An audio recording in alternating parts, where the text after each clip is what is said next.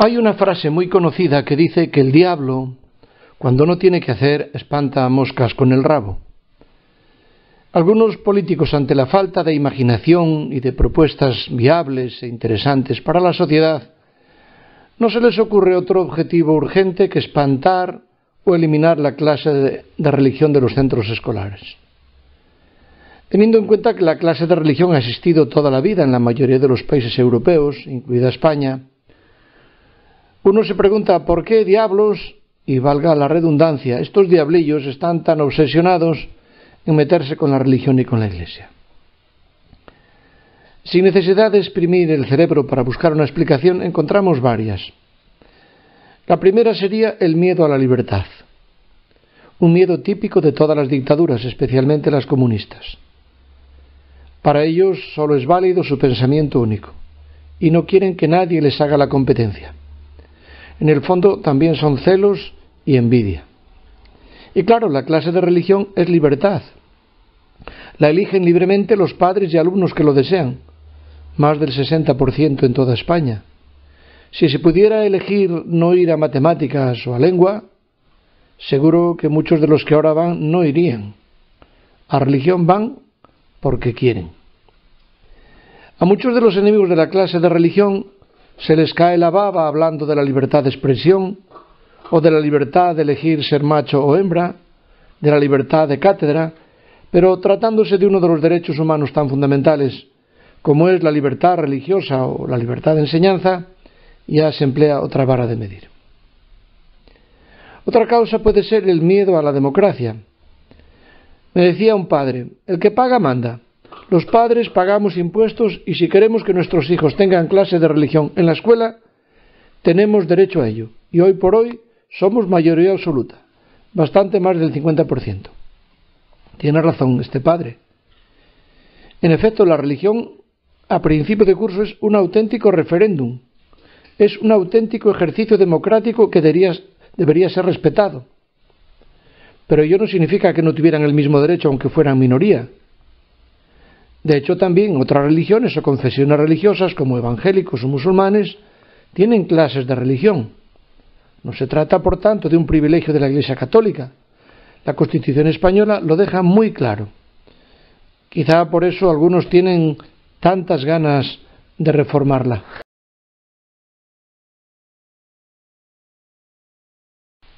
La religión es cultura.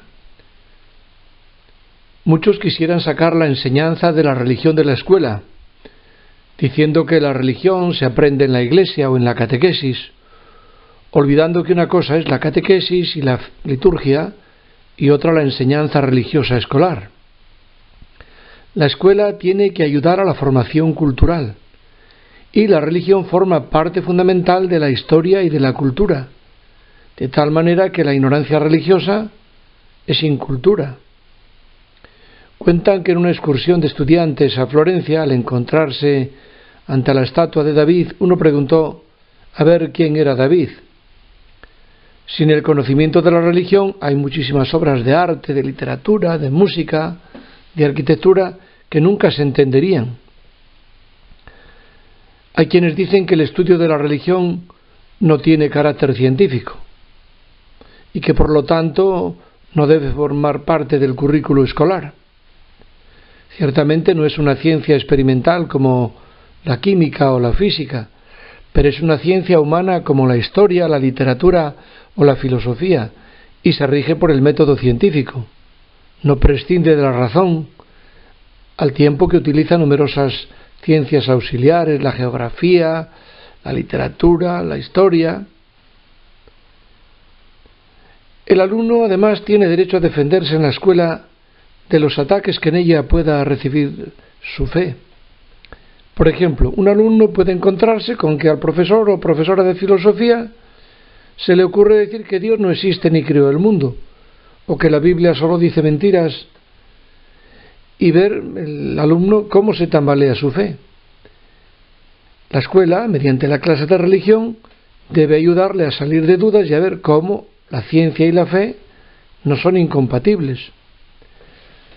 El profesor de ciencias naturales tal vez se atreva a decirle que la religión está equivocada porque contradice la teoría del evolucionismo, y en clase de religión le aclararán que se puede admitir la evolución de las especies sin quitarle ningún mérito a Dios creador.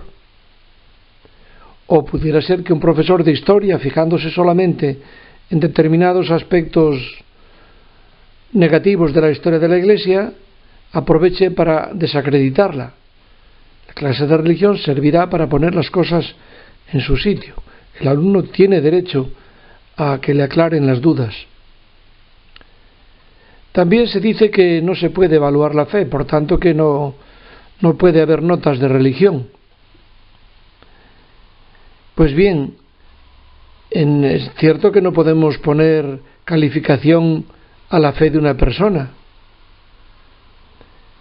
Sin embargo, tienen razón que la fe no se evalúa, pero en clase de religión no se pone la nota por la fe. Se puede dar perfectamente el caso de que un ateo saque un 10 en religión y que un alumno muy creyente la suspenda porque no sabe nada. Un ateo puede saber los libros de la Biblia o los concilios cristológicos o los 10 mandamientos o el nombre de los apóstoles y profetas, y un católico podría no saberlo. Permítanme la inmodestia de decirles que en tiempo saqué un 10 en un curso sobre marxismo y no soy marxista. La asignatura de religión tiene unos contenidos objetivos que son perfectamente evaluables.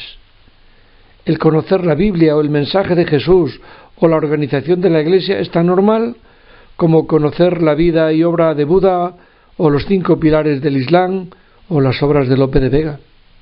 Se trata de datos objetivos que han tenido mucho que ver, además, en el desarrollo de la historia de la humanidad. Así como no se entiende el mundo árabe sin el Islam, pues es imposible entender a Europa y a Occidente sin el cristianismo. La religión es la respuesta a las grandes preguntas y la escuela tiene que ayudar a responder las grandes preguntas. Si el ser humano se distingue por su dimensión espiritual, esta siempre será incompleta, esta formación, si descuida este aspecto. No sería una formación integral. El alumno necesita dar respuesta a las grandes preguntas del ser humano: quiénes somos, de dónde venimos, a dónde vamos, qué hay más allá de la muerte. Si se descuida esta formación, diríamos que esta dimensión, la formación es incompleta. Sin la religión no estaríamos ante una formación integral. Por otra parte, hoy se habla mucho de educación en valores. Recuerdo haber oído afirmar que la religión cristiana no ayuda a educar en valores. Evidentemente estoy en total desacuerdo. Solo puede decir esto quien ignore a la religión o tenga una visión muy pobre de la misma. Los aspectos más positivos de la civilización occidental, entre los que hay que situar la defensa de los derechos humanos, tiene una enorme deuda con el Evangelio.